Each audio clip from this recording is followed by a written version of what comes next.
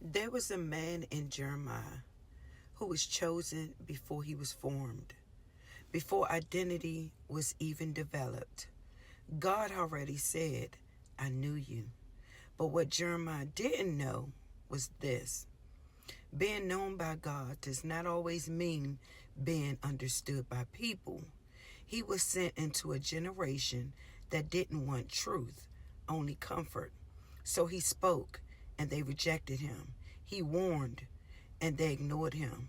He obeyed, and still suffered for it. And at one point, Jeremiah hit a breaking point. He said, I will not speak anymore in his name. Not because he stopped believing, but because obedience became heavy. Because calling is not always loud and powerful. Sometimes it is quiet and painful. But then something inside him changed. He said, his word was like fire shut up in my bones. Meaning, even when I tried to stop, what God placed inside me wouldn't let me go silent. That's powerful. And that is where Jeremiah becomes a mirror for us, because some people think being called by God removes struggle. It doesn't.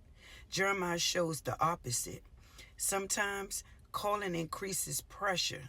Sometimes obedience brings isolation. Sometimes truth make you unpopular. And still you are chosen.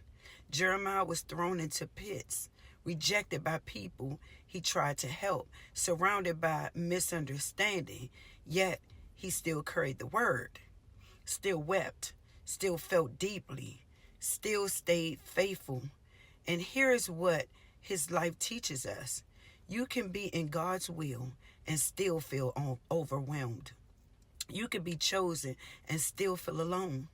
You can be obedient and still not be celebrated. But that does not mean you are off track. It means you are carrying something real. Because purpose is not always comfort, but it is always meaningful. And Jeremiah's life proves this. Even when everything around you feels like it is breaking, what God placed inside you is still burning.